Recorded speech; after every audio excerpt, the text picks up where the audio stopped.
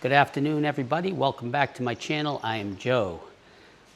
Boy, what a gloomy, dreary day it is out here today, huh? It's raining. It's going to rain all day today. It's not raining terribly hard or anything, but it is going to get worse. But since it's raining and it's also the beginnings of motorcycle season, I have been working on getting my bike in tip-top shape for the season. A couple weeks ago, I did an oil change. Today, I'm going to be changing the battery.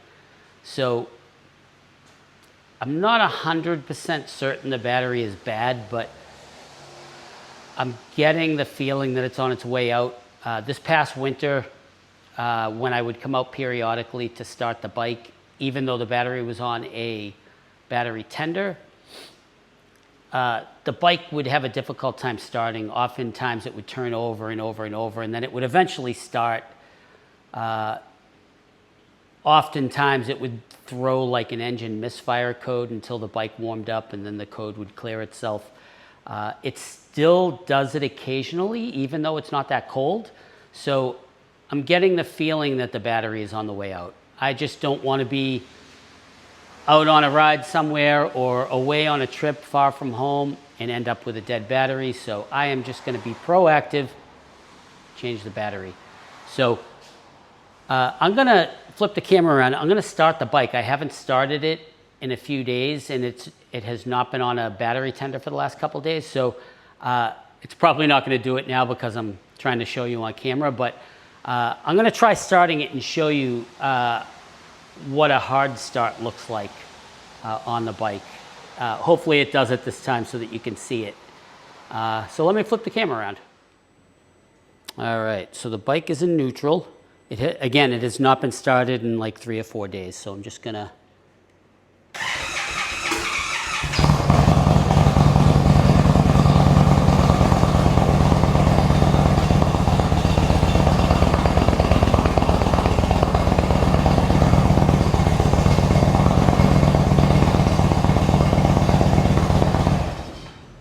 All right, as you can hear, the bike turned over for a couple of seconds before it actually started.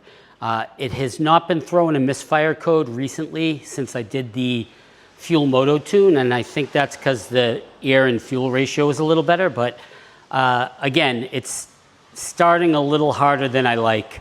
I suspect that Indian's batteries that come with these bikes are not a high-end battery. I know they're a USA brand battery, and that's typically a good brand battery.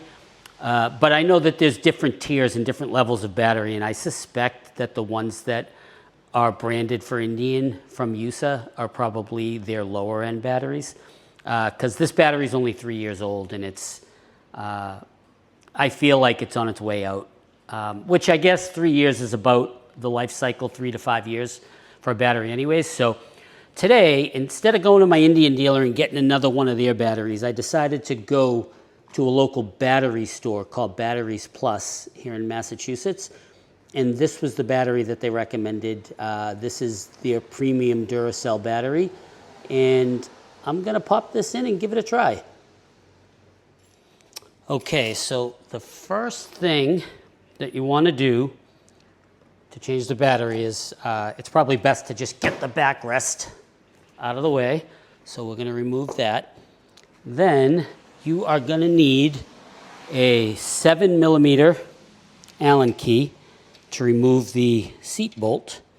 I only have just the rear seat bolt. If you have an Indian motorcycle seat, you'll have to remove the 2 side panels because they have these additional bolts on the side, which I think are also 7mm, but you'll have to remove them as well. So my seat is an aftermarket Mustang seat, and therefore I don't have those side bolts. I just have to remove the rear fender bolts. We'll remove the seat and set that down here for a bit. And let's see what we need to get the battery. So the battery, you have to remove the little ECU. You have to disconnect that ECU because The battery hides under the ECU. Okay, so it's a smaller, that's a 7mm, so I think we need a 6mm for that. So let's pop out. Yeah, so there's four Allen bolts. Gosh, that's on there tight. Let's try it this way. So there's 4 Allen bolts. Let me loosen them all, and then I'll get them out of there. Oh, that one was already pretty loose. Huh. All right, so there's 4 Allen bolts. Let's take them out. One of them has a little ground wire attached to it, so be careful. I'm going to take that one out first. And I'm just going to stick these little Allen bolts in my pocket as I remove them. But I don't know if you'll be able to see this from where the camera is set up, but there's a little like ground wire that is grounded to one of the bolts. So let's take all of these out. This is a pretty easy job, by the way. This will only take me, 5 or 10 minutes. But I'm going to take my time.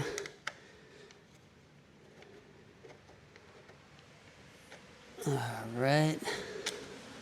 All right. So all 4 of those bolts are out. You'll see here. I'm going to lift this and show you. This is the what I believe it's the ECU.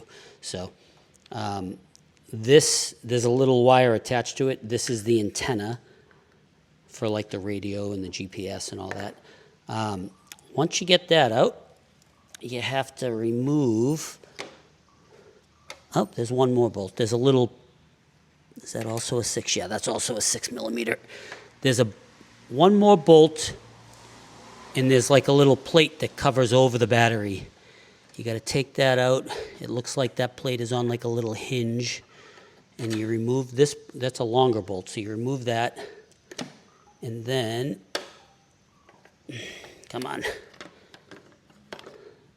This comes off. So I'm going to set this aside, put that down, and let's see what we've got.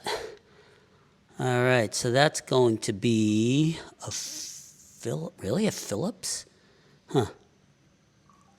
All right, let me figure out what size that is, and I'll be right there. So we could use a Phillips on one of them, but it looks like that's probably going to be I'm going to guess a 10mm, and if it's not, I'll figure out what the next one is. All right, so yep, 10mm, I was correct. So it's going to be a 10mm to remove the battery terminal. Actually, I'm going to use an extension. Let's see. Let's try that. So I'm going to use a 10mm ratchet. When you're removing a battery, you take the negative terminal first, and then after you remove the negative terminal, you remove the positive terminal. Always be careful never to touch tools to both terminals, because that's a good way to hurt yourself. Ask me how I know. When I was about 19, I found that out the hard way. All right, so we're going to take off. I think the battery came with new ones, but I'm gonna set this aside. So the negative is disconnected. Now we're going to get the positive, and we'll disconnect that. It's easy to get it started with the ratchet, but then it's easier to just not use the ratchet to finish it here. All right, so we are disconnected. So we should be able to just lift the battery right out. Ooh, that's a heavy little sucker. I am getting weak in my old age. It's a very tight fit on these batteries, so you gotta kind of jiggle. Hopefully this is the right battery. Let's take a look at the new one, compare them. So the new battery came with all new bolts and nuts and all that good stuff. Yeah, it looks identical. So, positive and negative. Oh, we don't want to lose. What you don't want to do is you don't want to lose these. Ask again how I know. Oh, the new battery doesn't have those. That's good. All right. Good enough. So let's get the new battery in place. I was told by the gentleman at the battery store, Batteries Plus. You can see it's a Duracell provided by Batteries Plus. I was told that this battery is fully charged and I won't have to put it on a tender and charge it before I use it. Let's find out. All right, so let's get this in place. Looks like it's going to be a good fit. Yeah, drops right in. Excellent. Now, might as well use the new bolts, right?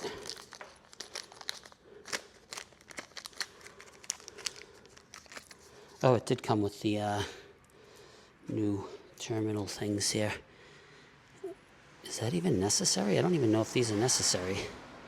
Let me try something. No, the terminal itself is a screw-on. I don't think I need these. Do I? No. All right. Interesting. Thought I would have needed it, but I guess I don't. Yeah, same size. So let's take this. Now we're gonna connect. So if you remember, we took the negative off first. To reconnect, we're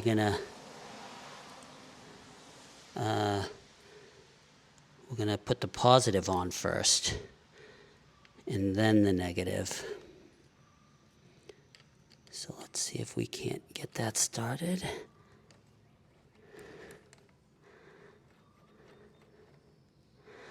Excellent. Let's snug that down.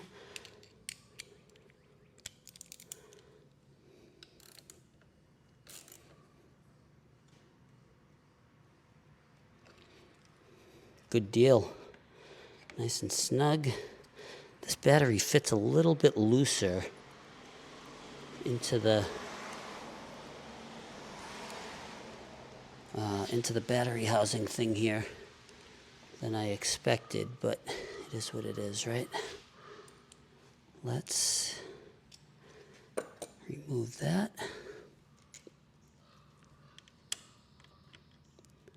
Come on. A little harder to get at here.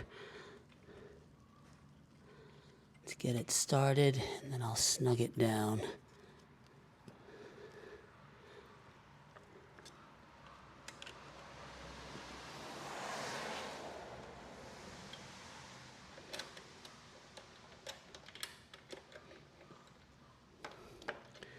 Good. Let's tighten that down. So now we are reconnected. Excellent. So our battery is on. Oh, I feel like I kinked that wire a little. This battery.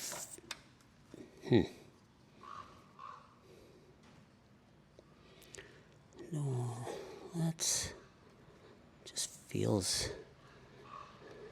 All right, let's do that. Feels like I'm just bending it a little too much, but maybe not.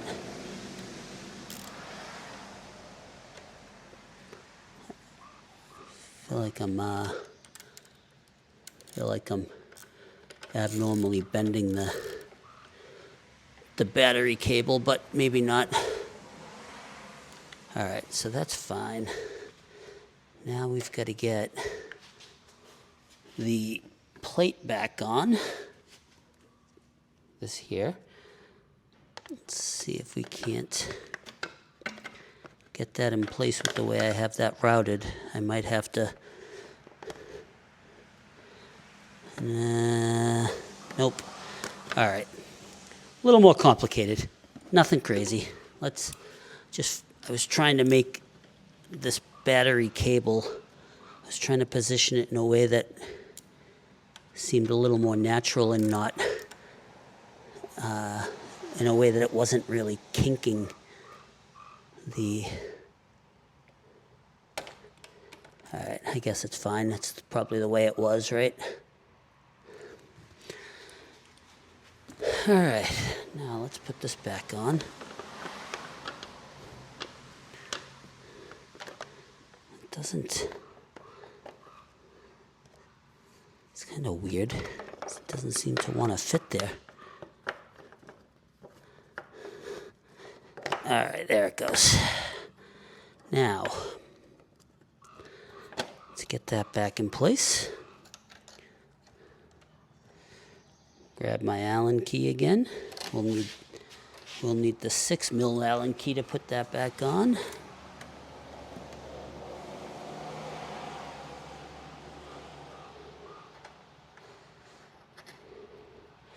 All right, got the plate back on for the battery cover. Now, if you remember, I said there was a little ground wire here. I'm going to connect that one first. It was the first one I took off. I'm going to put it back on first. And then I will connect the rest of these. We're putting the ECU back on right now. It just attaches it in a secure place so it's not bouncing around. All right, so there's the first one. Let's do this corner here.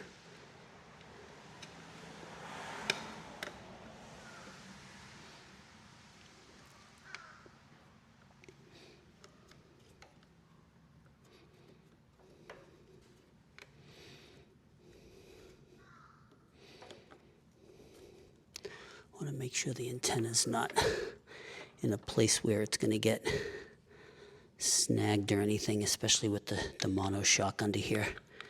All right, so there's 1, 2. Let's get the next one. My next project for this bike is to get the monoshock. So there's, if you're familiar with this bike, it has an ear shock, and it let me bend over here.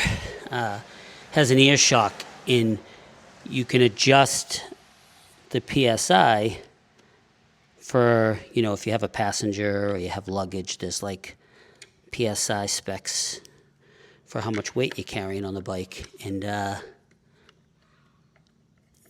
there's a guy that makes like the valve stem for adjusting the PSI is under the side cover, and there's a guy that makes a relocation kit so that you don't have to remove the side cover every time you want to adjust it. He sells them for like $60. I think I'm going to get myself one. All right, so let me make sure that the bike starts before I put everything back together again. And I may actually, before I even put the bike back together, I may grab the new tuner that I bought, the DynoJet tuner from Fuel Moto, and connect it and zip tie it under the seat. I might leave it connected, but let's see what happens. Is it going to start up? We're getting power.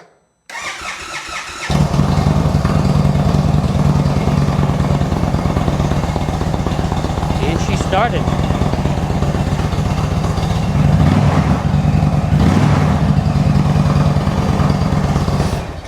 All right, so that started much easier, but it may also be because I started the bike a few minutes ago. So I'm going to let the bike sit for a few hours, then I'm going to come back out and start it again, and hopefully it's an easier start. But regardless, I now have a new battery, and I should be good for the season.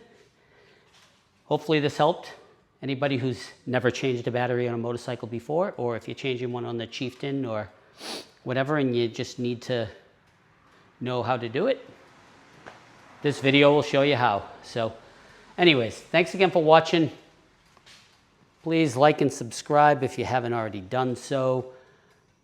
If you're a biker or you ride motorcycles, ride safe this season. Enjoy the season, enjoy the weather. I'm heading up to Laconia in a couple weeks for Bike Week. Maybe I'll see you there. I also am going to Hawaii in a few weeks with my family, and I do plan on renting a motorcycle while I'm there and doing a little touring around Maui. So I'm going to try to get some video footage of that because I think it would be fun. So anyways, thanks again for watching. Please like and subscribe, and we'll catch you on the next video. Bye-bye.